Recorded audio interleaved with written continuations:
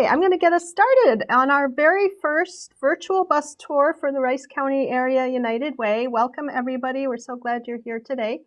Again, some of you have heard this already, but I'll just review that everyone will be muted. My screen will be shared throughout the great majority of this presentation.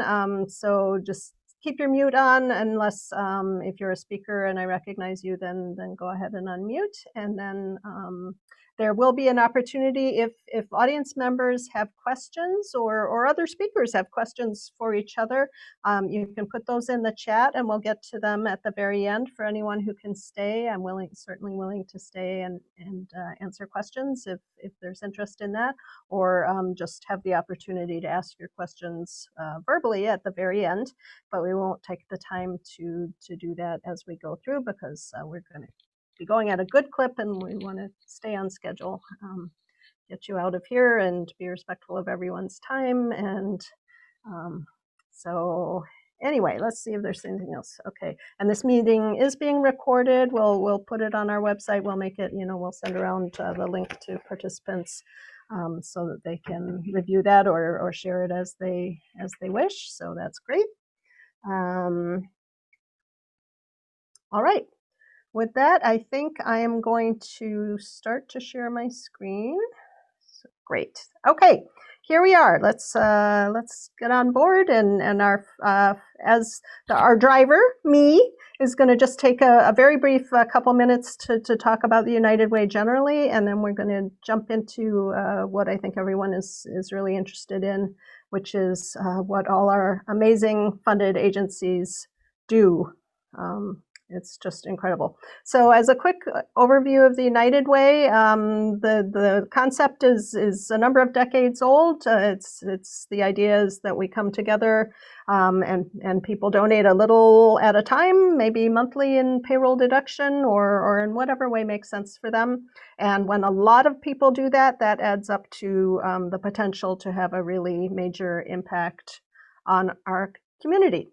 And so this is one of the distinctive points about the United Way. We certainly encourage people to contribute directly to organizations and causes they believe in, but the United Way is still a way that you can have a broad impact across the community with your one donation, and we think that's a pretty powerful thing. And I wanted to emphasize that the funds that are raised here stay here and support local programs that have an impact right here. And we have a local board and decisions are made locally. Okay. Our three main grant areas are basic needs or financial stability, education and youth success, and health and kind of healthy community connectedness kinds of issues. That's how we're kind of breaking those down. And this is how the funding pie worked out in this year. This was a year where the basic needs group was very strong with our pandemic underway and the economic impact of that. So you can see, I should mention how particular organizations fit into one of these three categories is somewhat a bit arbitrary in cases. Sometimes there's a lot of overlap. Sometimes two of these categories applies very well to an organization's work, or sometimes even more than two. So for convenience and for evening out the major areas in this presentation, we've grouped people in particular ways, but know that they are often working in ways that have an impact across several of these areas. Of the programs being served by the United Way this year, by our United Way, I think 13 of the programs are serving in multiple communities or across the county. 7 of them are specific to the Faribault area, and 8 of them are specific to the Northfield area. And for the first time in a while, we have a funded program in the Lonsdale area too. It's been a while, I'm not even sure how long, but we're very glad to have them involved. So we're going to start with financial stability and basic needs. So United Way supports programs that help people get through a tough time and build the basis for a self-sustaining future where they're in a position to then give back to their community. And so our first stop on this section of our route is the Community Action Center of Northfield. So I'm going to recognize Anika Richter, and she's going to talk to you a little bit about what the Community Action Center has been up to. Hey everybody, Penny, are you sharing pictures while I talk too? Yes, I've got three screens in addition to what I'm showing right now, so Okay. I can let me know when you'd like me to move on to a picture screen, and I can. Whatever you like. I'm standing in our Okay. resource center right now, which has been a drop-in resource center for the last year. However, now during COVID, we've made a lot of adjustments for health and safety. Obviously, the people that we serve are disproportionately impacted by the virus, but also disproportionately impacted right now, or in general, but right now, especially because of the virus. So we've seen a pretty steep increase in people accessing food. We've also done some really great mobile food distributions throughout the community, almost on an every other week basis, where we've been able to serve anywhere from 150 to 250 families with food, and sometimes under an hour. So we've really adjusted some of our service delivery in order to meet those needs, but our resource center is now a storage area for more food. And I'm just walking through our food shelf right now and going to show you outside where we've created a drive-through service model with the help of volunteers. And now in the cold weather, we've actually purchased a fish house. It's very Minnesotan of us, a nice warm fish house, which you can see behind me. And I think Penny's got some pictures of it. But we have staff and volunteers that wait in the fish house. They talk with people as they're checking in for food. But we also have many people who are coming to us in need of rent and utility assistance, help with employment and unemployment. And so we've really tried hard to pivot, because we know that as these types of basic needs services are so important, it's really important that we remain open and protect our staff and volunteers from getting sick. So here's some nice pictures. There's Andrea, our intern, in the ice house, and she's greeting people as they come. And an external picture of the ice house. We have some students that are coming to spray paint, put some spray paint art on it this weekend, to jazz it up a little bit. Here's a graph of our food needs that have increased dramatically since the spring.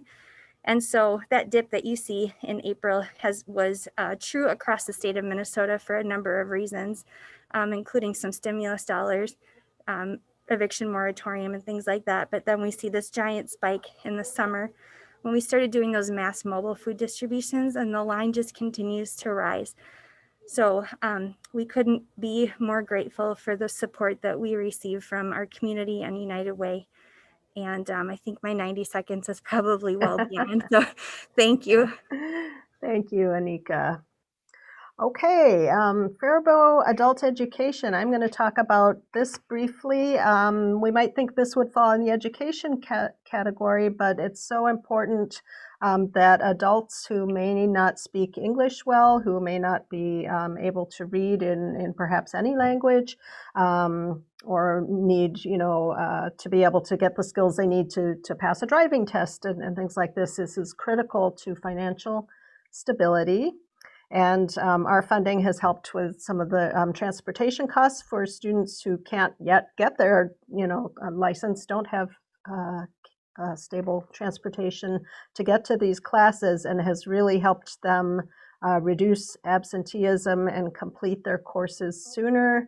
So we have some images of this. This is a learning healthy cooking and incorporating English lessons in with that. This is someone from the transportation service who is explaining how it works, and again, incorporating English lessons as that goes along. I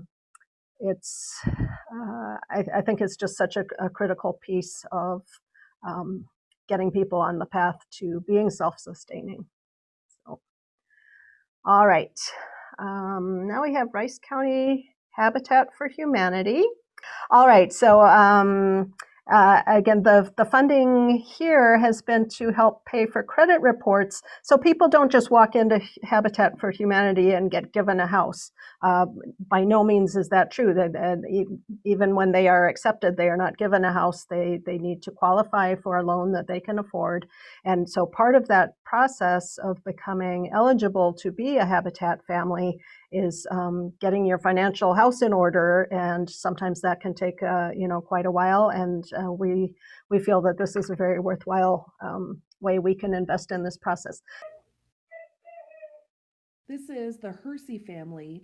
They are a family of 11 people, and they will move into their house at the end of the year.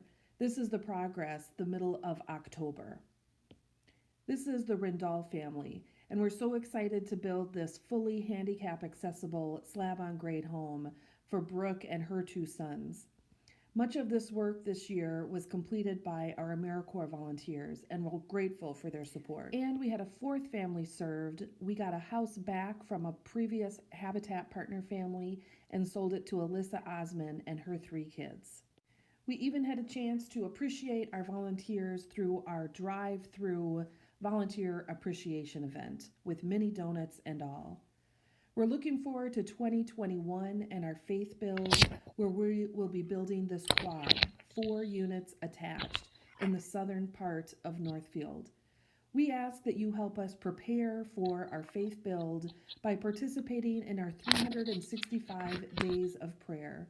Go to our website to find out more information and to sign up for a day to pray. We just wanted to say thank you to all the volunteers, everybody who's been a part of this. We really appreciate it. I said I wasn't gonna cry, but I'm very thankful, and everything that my parents have done for me and everybody in Habitat, we're just really thankful. Okay, and that's where I'm going to stop that. All right, let's get out of that. Hope Center, very critical organization providing services for victims of domestic and sexual violence in Rice County, and working collaboratively with other organizations that are serving those victims as well, and an educational role for the community. We have a video message from their Executive Director, Erica Staub-Absher. Staub-Absher, and I'm the director of Hope Center. And first of all, I just wanted to say thank you for being a part of this virtual bus tour. I'm excited that Penny had a chance to think about new ways to get us all together. So welcome. And I just wanted to tell you a little bit about Hope Center so you can find out more about what we're doing. So as you probably already know, we're a domestic violence sexual assault agency who serves all of Rice County. And we strive to respond to the needs of domestic violence and sexual assault individuals across the community. And so we do that by partnering with other agencies, by helping to walk people through the legal system. If they need to access medical care, we'll walk alongside them as they do that. So we really try and walk alongside victims no matter where they enter the system, if that's through what's called a blueprint call when law enforcement responds, and then an advocate is put into contact with them on the phone, or if they show up at our door, which of course now during the pandemic has been a little bit different. So we are still providing services primarily by phone and also by Zoom via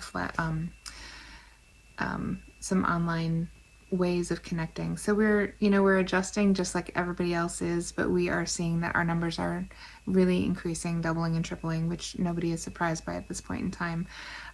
We have seen our numbers across the state have really significantly risen for domestic violence and sexual assault. As you can imagine, being with your abuser at this point is a difficult thing. So we are here, our services are free and confidential, and all of your support helps to make sure that that can happen. So thank you for supporting Hope Center. Thank you for supporting all of the agencies that the United Way does. We certainly can't do this without all of us working together.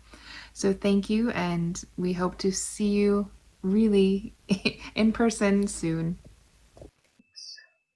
Okay, oh, and we had a slide showing the calls to Hope Center and how they've fluctuated over the last 6 months or so. It's easy visual of how the needs have risen.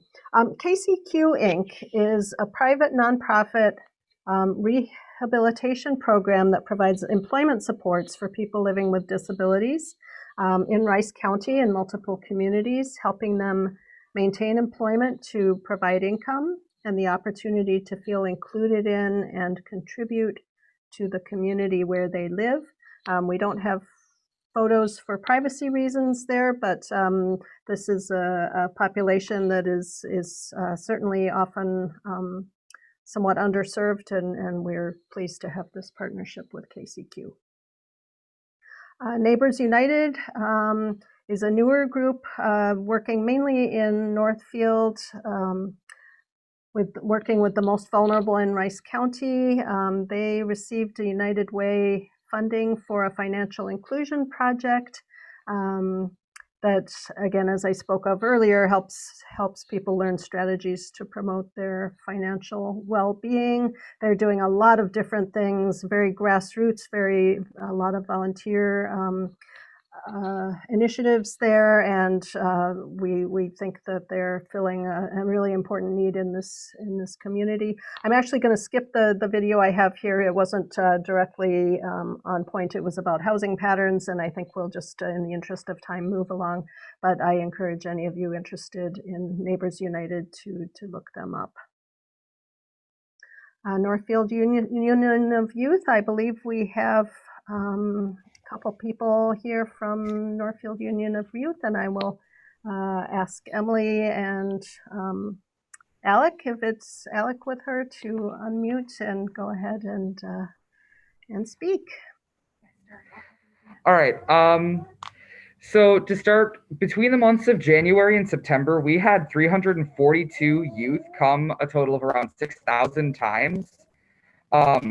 Which sounds kind of low, but also considering that this is also COVID times and we were closed for a third of that time, it's a pretty big deal.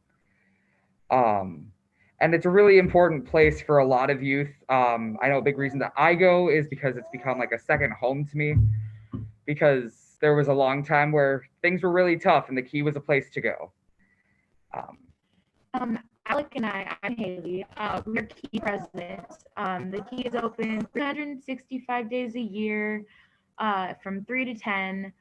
The Key is a great place to meet new people and find resources, as in food and other essential things.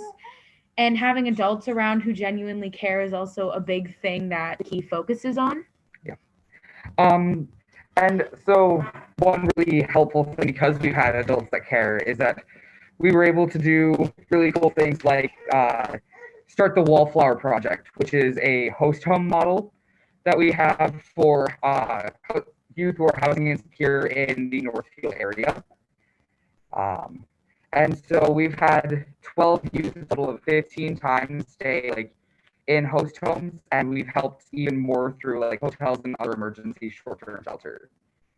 We also focus on mental health in youth, and we are planning on creating care packages for the youth to give out that can help with their struggles. Also, we provide free food, which works well with the host home project and mental health, because a lot of kids won't be able to get the food that they need. So we offer that here as well.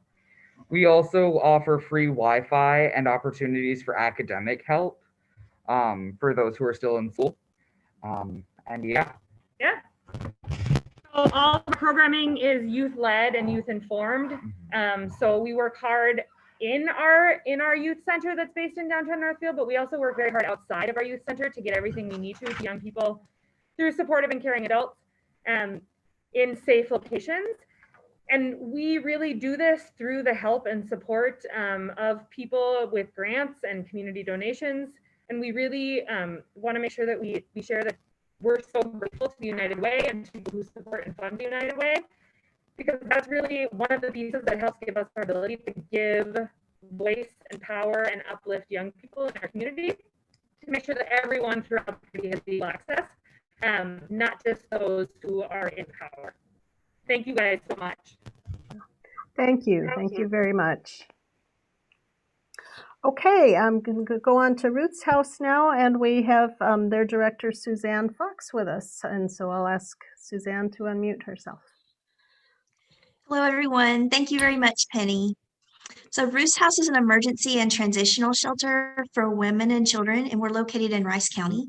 We provide safe shelter, food, basic needs, and supportive services to women and children who are either homeless or at risk of being homeless, due to domestic violence or other traumatic life circumstances such as illness, disability, substance use disorders, or poverty. Roost House offers individualized supportive programming that helps families stabilize and work towards increasing life skills. So our programming includes strengths-based case management with individual goal setting and weekly progress meetings, 24-hour staff support, children's programming, financial education. We have a parenting class and just an array of community resources that help individuals and families move towards their goals. Throughout this pandemic, we've experienced an increase in need for our services like never before. And so thanks to support from United Way in our community, we're able to continue to provide services to women and children who need us. So I wanted to share some good news today. This month, Roost House has expanded our services to open a new sober living home in Northfield called Sarah's House. So Sarah's House will provide shelter to 5 women who are recovering from substance use disorder. Feel free to reach out to me if you have any questions about Roost House or Sarah's House. Our website is roosthousemn.org. Thank you very much. Thank you, Suzanne.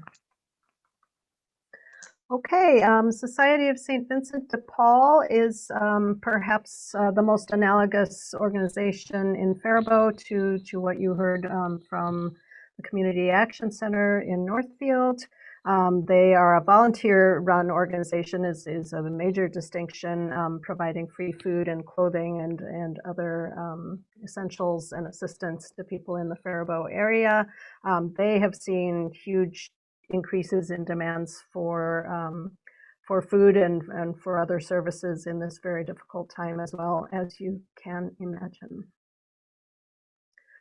Okay, that wraps up our first section, and now we're going to move into the education and youth success area, where we're very committed to a healthy start for all kids and supporting initiatives that help kids reach their academic goals and benchmarks and social emotional benchmarks as well, and graduate from high school with a plan for their future. Faribault Youth Investment, they are working collaboratively across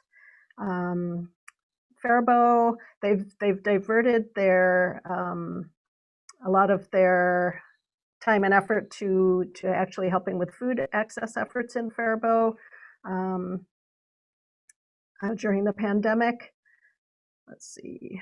Sorry, I'm just trying to go to the next slide here. Here we go. These are some of the organizations that they are associated with, and they are working very hard on a Cradle to Career initiative in Faribault.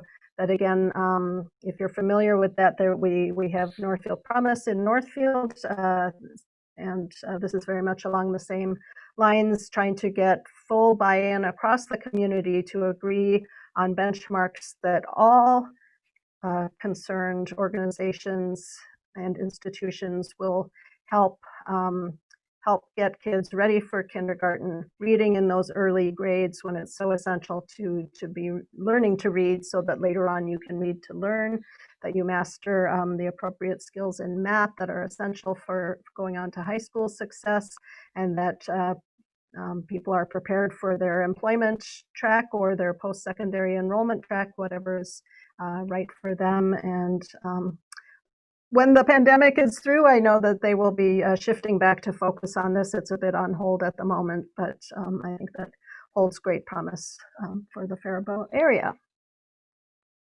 I wanted to talk a little bit about Imagination Library, which is it's a nationwide program that Rice County Area United Way is the regional sponsor for, to the tune of well over $20,000 a year, because we think it's so important. It's such a valued program. People love that their young children can get a free book in the mail each month. I could talk for half an hour about the benefits of what happens when families read to their babies and their young children, brain development and literacy readiness, understanding books, loving books. It's just so important. And again, in the interest of time, I'm going to play one of these because I thought you might like to hear from Dolly herself. And so local affiliates that actually see to it that the books get out to all the children. And I really think that it's a wonderful thing that all the communities just kind of pitch in together and make all these things happen, because it's really the communities that make it all possible and the folks that get out there to make it all work. And I get a lot of credit for a lot of hard work that all the folks out there are doing. So I just want to thank you. And I'm here to do my part, and hopefully I'm doing it. But I couldn't be prouder of all of you, couldn't be prouder of the big number that we've put on to this Imagination Library. 100 million books, that's a lot of books. That's a big old number. And I have you 100 million thanks. Okay, this is our Lonsdale program, the Little Titans School Readiness Program, serving the Montgomery, Lonsdale, and Lee Center School District. It's a public preschool program for children 3 years of age and up to kindergarten enrollment. And they came to us this year asking for some funds for scholarships to help more children who maybe their families may not qualify for the governmental assistance that there might be to attend a program like this, but they aren't able to afford it on their own.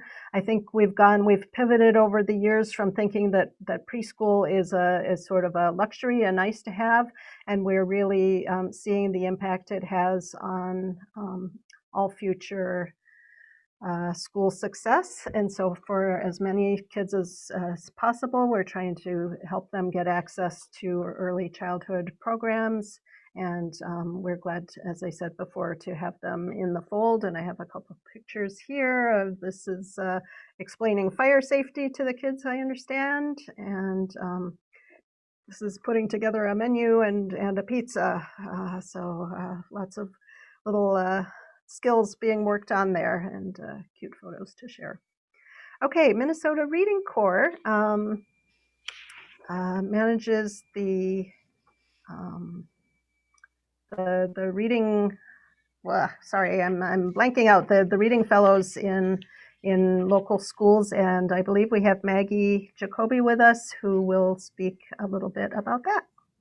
Yeah, so my name is Maggie Jacoby. I'm a program manager with Minnesota Reading Corps, and I support schools, many schools that are covered in Rice County, to help support their tutors. So Reading Corps is an evidence-based tutoring program that's done in school for one-on-one tutoring with kids, to really help them get those skills, so that they can be better readers and really be on the path to success. Our tutors are AmeriCorps members who are really invested in their community and want to be able to give back. And the previous slide had some pictures of some of our tutors from this year in their safe masks as always. And then on the next slide, we're just highlighting again some of the schools that we have tutors in currently.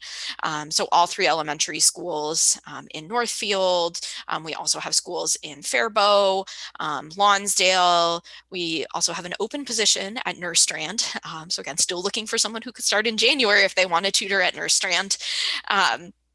And as you can see the numbers as well, we serve a really diverse group of students and students who really need this extra help. For many of our students, this is the only one-on-one kind of attention that they get. And so that really also helps with their social and emotional development. And then particularly for this year, I think everyone knows with, students being out of school for so much in the spring, we have some of that learning to catch up on. So our tutors are really providing a huge need in the schools. A lot of my schools, can't do that one-on-one kind of interventions that they normally might have gotten elsewhere. So our tutors are really providing a key role, especially this year. We've also gotten added flexibility from our AmeriCorps grants to make sure that our tutors can help schools in other ways too that they previously couldn't. So they're helping with social distancing things, they're helping with safety precautions, they're really just assisting these schools in a lot of different kinds of way during this pandemic. So we're really appreciative to have the United Way support in getting so many tutors. In fact, this is the most tutors we've really had in a long time. So we're really happy to see that. Great. Thank you, Maggie. Okay, Northfield Community College Collaborative. I believe we have Katie Tice on the call. And so, Katie, are you there? I am, yes. And great job with my last name. Most people can't get it. So, yeah, so the Northfield Community College Collaborative started in 2018 as a need based program to just make sure that students are able to access general education courses or their Associate of Arts degree without having to leave Northfield. And so we started our third year this August, and the program has nearly doubled in students this year compared to last fall, and we're now serving over 60 students. We're super jazzed because at the end of this year, we'll have 23 students who have graduated from our program and with their Associate of Arts degrees, and many others who have gotten general education courses started and transferred to a different university. And we partner with organizations such as Reading Corps and the school district and the hospital to be able to provide meaningful employment with our students paired for their education to help shape a career outcome that they would like. We also moved this past August to the Northfield Community Resource Center, and the move has allowed us to be able to offer multiple classes in an evening one day once we're off of Zoom. And so since the pandemic happened, we switched all of our classes to a Zoom setting. But once we are able to do classes safely in person, we'll have multiple classes in evening, which will allow for more choices for our students when they're taking their general education courses. Great. Thank you so much. Oh, here's this info slide. Is there anything further you'd like to say about that? Yeah. That's our infographic. So that's all the information and all the data that we comprised from last year. And so we had 45 students over the course of fall, spring, and summer semester access classes, and 98% first generation college goers, 80% students of color, and 86 students from low income homes. But one of the most things that we were excited about was the average GPA. This is something that our students should really be proud of, is a 3.0 is an excellent GPA to be able to transfer to other universities or even graduate with. And for when COVID hit and everything switched to online, it was obviously really chaotic for our students, but they were still able, 75% of them were still able to maintain above a 3.0, which is fantastic. And we're hoping to keep that momentum going for our fall classes as well. Great, thank you so much. Yeah. Okay, we provide some funding and have for a number of years in the Northfield Public Schools for the OMADA Behavioral Health to come in and actually be able to provide some direct service in the areas of chemical and behavioral health to students at several of the schools, middle school and high school level students in our district. And Sarah Shippey, who's the person there, works with students one-on-one when they've got an issue, and then also provides some general educational instruction. And obviously this is a huge area of concern for people of this age, and right now I would say even more so, as it is for so many of us in these very trying circumstances. And this was from the Minnesota School Survey, some information about substance use at the schools in the Northfield area. And so there's really, we're so grateful that they have this relationship with someone coming in and that we're able to assist with part of the cost of that. Okay, prime time. We have Erin Bailey on the call, I believe. Go ahead, Erin. Thanks for having me, Penny. I'm Erin Bailey. I'm the Director of Community Education for Northfield Public Schools and oversee a number of the programs in the Primetime grant application. So Primetime stands for Preparing Responsible Individuals Through Mentoring and Enrichment. Primetime programs provide low-income and at-risk Northfield children with free mentoring, tutoring, skill building, workshops, and cultural enrichment programs after school and over the summer. We serve over 850 children annually. That's not a duplicated count. So we see a number of children in our programs. We provide the Primetime grant helps support staffing, transportation, and the additions that come with enrichment activities. In the pandemic, we have continued to serve children. At times this looks different. We currently are running both a mix of in-person and virtual offerings for out of school time programming. And last spring and into summer, we also offered a mix of in-person and virtual options. And then we also distribute well over 1,000 activity bags on a regular basis for students who wanted to continue to be able to have some of those hands-on learning experiences. Great, thank you so much. Project Friendship, I think we have Holly Schoenbauer on the call. Or Holly, are you here? Yeah, thanks, Penny. I'm Holly Schoenbauer. I'm the Director of Project Friendship. Project Friendship has been in Northfield since 1965. We match kids 2nd through 7th grade with a mentor, a college-age mentor. And this year it's kind of exciting. We have been matching kids with Carleton and St. Olaf mentors, but we also added mentors from the Northfield Community College Collaborative. So another partnership there. We have been busy. We've been very busy. I think a lot of families are realizing that Project Friendship is a safe way for their kids to connect. When mentors went home and kids started virtual learning last year, we moved to virtual mentoring, and we've found that it works actually really, really well. My motto has been that our mentors are brilliant and our kids are resilient. Mentors are coming up with new and exciting ways to engage these kids, even virtually. And we are still virtual at this point, but we are on the road to matching 200 kids this year, which is way above what we've ever done before. Typically we match about 140 to 150 a year. So we have already matched 153 for the year, and we have parents and teachers applying for mentors for kids all the time, and we match 100% of kids that want a mentor. We have no income guidelines, no at-risk factors, nothing like that. Every child deserves a mentor. And so we match 100% of all kids through Project Friendship. And then just a little bit of demographics. 81% of our kids are from Northfield, 4% are from Dundas, 10% are from Faribault, 1% are from Lonsdale, and then we have kids coming from Elko, St. Paul, Hastings, and Nurse Strand as well. So we match all kids. We don't care on background or anything else. And our mentors have more signing up every day. So if anybody knows of any kids, send them over. We'd love to match them. Great. Thank you so much. Okay, Supply Our Children is a volunteer group in Faribault that has done a major backpack distribution project every fall to supply kids with what they need to start the school confident and prepared for learning.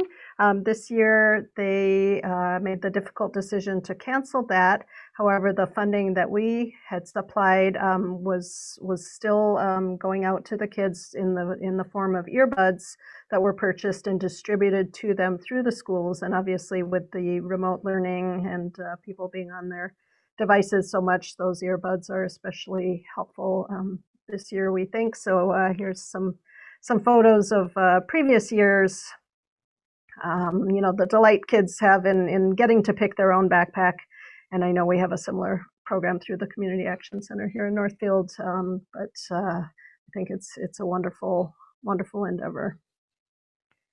And Torch, I have a video I'll play in a minute from the director. This has been a transformational program in Northfield, changing the trajectory of immigrant students and their high school graduation rates. And now it's been broadened to those who are low income, would be first generation college attendees if they go, and or students of color. And so Torch stands for Tackling Obstacles, Raising College Hopes. Our mission is to support and empower students in graduating from high school and pursuing future goals.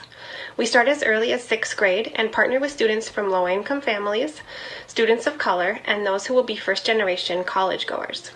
Torch is proud to offer a holistic approach so students have a safe place to express themselves, learn how to be successful in school, explore service learning and career opportunities, and navigate systems like healthcare and housing. Last year, we served 610 students, and 100% of our seniors graduated on time. 72% of them applied to college, and all were accepted to at least one post-secondary institution. We're exceedingly proud of our students, and here is what a few of them have to say about Torch. Torch has helped me so much with schoolwork and especially with PSEO work, and I'm very thankful. I really love Torch. They really support you in helping homework. The people in Torch, they are really fun to talk to. Torch is very amazing. It has helped me get scholarships to a lot of things, and things like I would never imagine me going to. It's helped me get into HMI, which is a school in Colorado, and it's helped me pass most of my classes.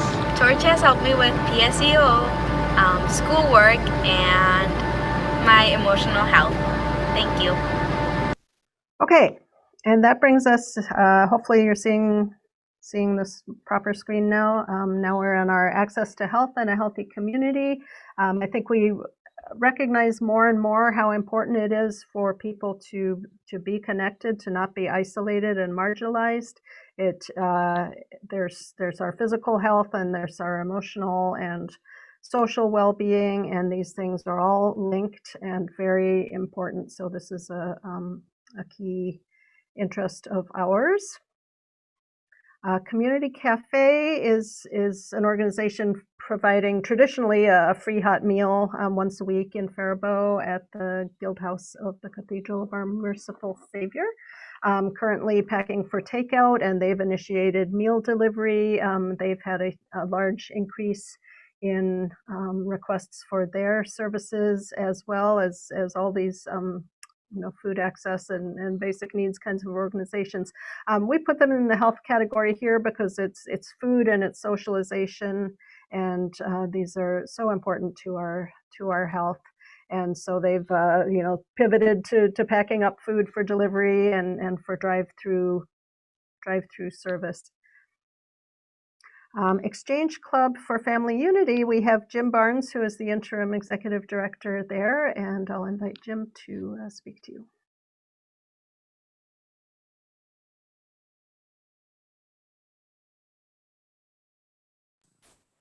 Jim. There we go. I couldn't get it off. Okay. There we go.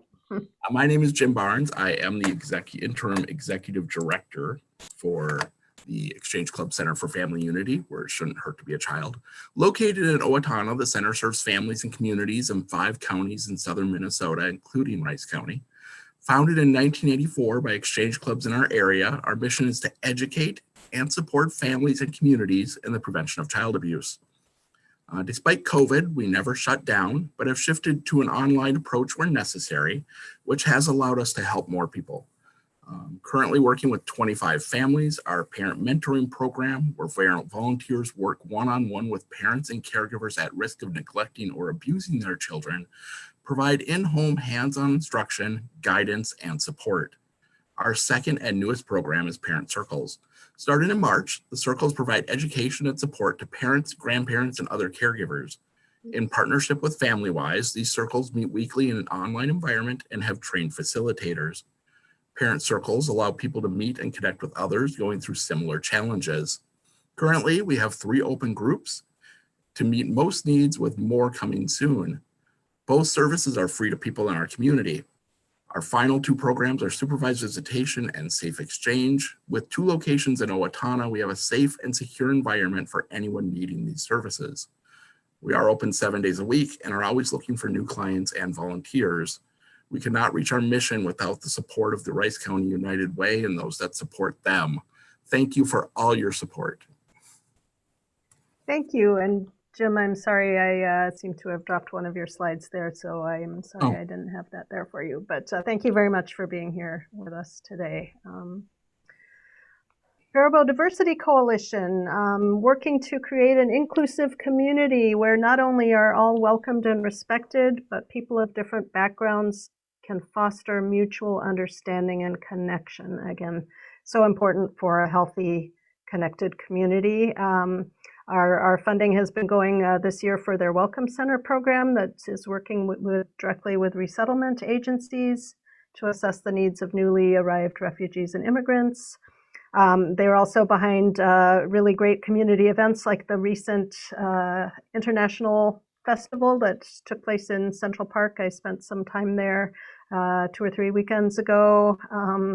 Let's see, this is a mural on their wall of their facility, beautiful photography showing a diverse community, and some images of the International Fair on the left there. And then they've got a diversity book club. And so I have been meaning to join that, and I haven't actually made it to any of them, but if anyone is interested, I'd encourage you to check that out. So they're doing important work in Faribault. Health Finders Collaborative. I know that we have Candy Taylor here today to speak to you a little bit, and so obviously they've a pandemic is something that will have impacted them very greatly. Go ahead, Candy. Thank you, Penny. For over 15 years, Health Finders has been providing care to people in Rice County who have limited access to health care. We provide quality medical care, dental care, medication assistance, mental health services now, which are bilingual, wellness education, and advocacy, including insurance enrollment. We have 2 locations, one a clinic in Northfield that's co-located with Sterling Pharmacy and Northfield Hospital's Express Care.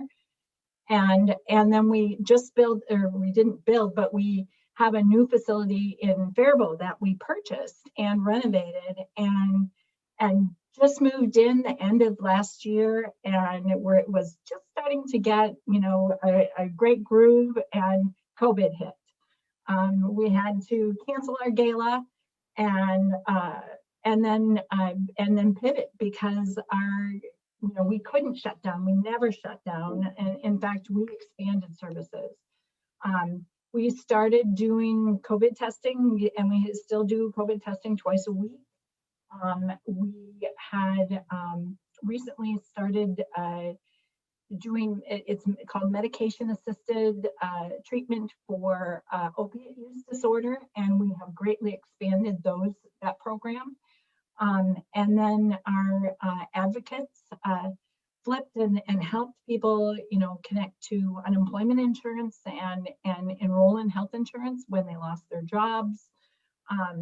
We to protect some of our volunteers, we have transitioned to some telemedicine, and so we really, that's been a great, actually an opportunity to perfect the use of telemedicine. Mental health visits, we are doing more now than we were before, but also recognizing that just because of COVID, your regular healthcare needs don't go away either.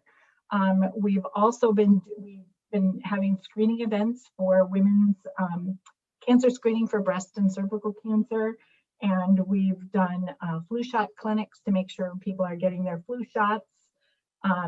And because healthy eating is a real big, plays a huge role in your overall health, we've gotten into distributing some healthy, fresh grown produce, and we even have a community garden in the back of our facility in Faribault. All of this work is only possible because of funding from the United Way and other local funders and local donors, and we are so very grateful for all of your support. So thank you. Thank you, Candy. That's great. The community garden, I hadn't heard about that. That's wonderful. Okay, I'll speak briefly about IRIS, which serves a very particular niche and is such a critically important service when parents lose a pregnancy, have a stillbirth or a miscarriage, or you lose a child to sudden infant death or other early childhood death. They need support, and there are very specific things that IRIS provides. So advocate support and informational support for the families and those who support them, on how to support someone who's gone through a loss like this, and burial clothing sets in I don't know if you saw that, for infants from 1 inch to 22 inches in length. So from every stage of a pregnancy or a young child who may die, it's just heartbreaking to contemplate. And of course, it's not uncommon. It's actually very common. One of the things they do is have a combined burial site for children that were lost in miscarriage, I believe it is, and that's a service they have there. And they think I have notes saying that they have 812 infants buried in this site for common burial.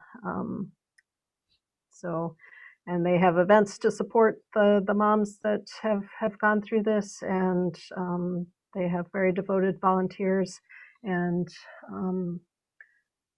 it's just an extraordinary outreach, and they go beyond our area too, but clearly, obviously, are serving our area primarily. Okay, Healthy Community Initiative, and including Growing Up Healthy. I've got a video from them as well. This will be the last video. Community collaborations that support, value, and empower youth. We provide backbone support to 24 programs in Rice County that share our goals, helping them with data tracking, communications, and grant writing. Over the last 15 years, we've brought in more than $12 million in outside grants to support local youth and families. Here are a few of the programs we are proud to support. At Greenville Park Community School and Faribault Community School, local children, families, and community members attend a variety of educational and recreational programs. In 2019 alone, 3,033 youth and 1,204 adults participated in programs at the 3 community school sites. Growing Up Healthy serves 5 low-income, immigrant, and refugee neighborhoods in Rice County. Projects in these neighborhoods help develop local leadership and bring a greater feeling of connectedness to these communities. Through Youth Bank, a team of trained youth grant makers awards funds to youth-led projects that benefit the community. Youth who have ideas for projects can apply for grants of $800 up to $5,000. Parent Child Plus is a free early literacy program that promotes creative ways of play, enhances parenting skills, and helps prepare children for preschool. It serves about 50 families in Northfield and Faribault. To see all of our programs and to learn more, please visit healthycommunityinitiative.org. Okay, Project ABLE is a collaboration between the community education departments of the Faribault and Northfield Public Schools, providing recreational, social, educational opportunities for adults with disabilities, and that can include very young adults up into certainly middle age or older, a whole range of ages there.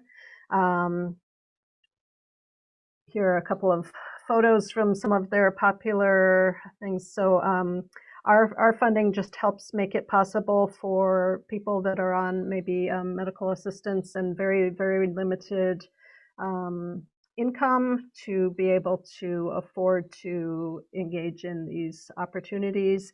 And despite COVID, some things are carefully and appropriately going on so that this population does not need to be completely isolated during this difficult time.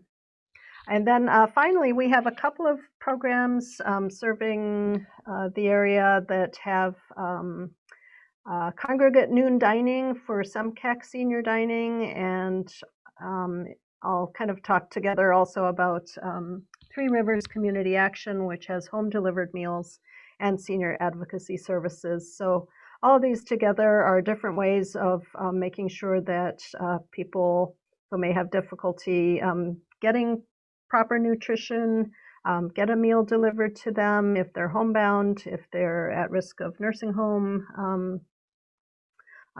moving to a nursing home, other things that can help them stay in their home. Here in Northfield, some of our funds for SEMCAC have helped to pay the cost of a bus token home if people can get themselves to the center for the low-cost meal and experience some good companionship while they're here. Our funding helps to pay for them to get home again, and that helps to keep them coming. Obviously, things are working differently this year, again, with things packaged for takeout and some delivery options in both of these programs, and sharp increase in demands again. And so there we are. I wanted to close by showing you, this is what we granted this past year. Let's see if I can hide the... So available funds for grants was a little less than $250,000 this year, and the amount requested is, almost double that, and that is pretty typical. That the funds we have available to meet the very real needs of these organizations that are doing such critical work is not where we would like it to be.